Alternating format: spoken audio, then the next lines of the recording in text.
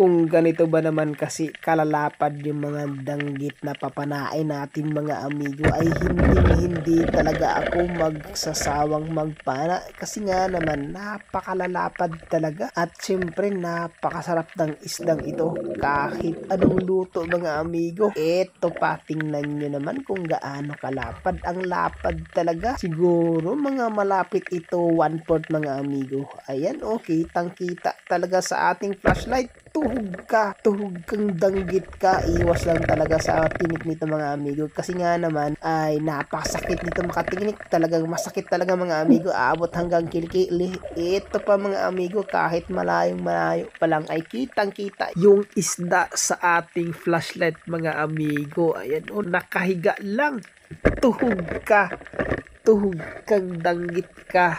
Ganyan yung flashlight natin mga amigo, ay talaga naman long range kasi ito at napakalakas ng flashlight na ito mga amigo. At sa mga nagtatanong ng ating flashlight, ilalagay ko po yung link sa ating comment section. Diretso yan sa flashlight mga amigo, yung link na yan, tapos sa Shopee yan mga amigo. Yan ay napakalakas at matagal malubat mga amigo. Sobrang tagal kapag medium light yung gagamitin natin, ay aabot hanggang 9 hours mga amigo. Eto pa, ayan o, danggit talaga namang ang lalapad talaga mga amigo. Hindi ka talaga magsasawa dahil nga napakalapad mga amigo, tuhog kang danggit ka. Sarap nito mga amigo sa lamayo, yung tipong dadaingin mo tapos ibibilad yung hindi na siya patutuyan talaga. Sarap nito. Pero mas masarap pa rin talaga kapag sariwa mga amigo. Tapos sinamahan pa ng malapad na labahitan na pagkalapad mga amigo. Ayan no, ang lapad. Eto naman yung isdang ito ay masarap sa inihaw.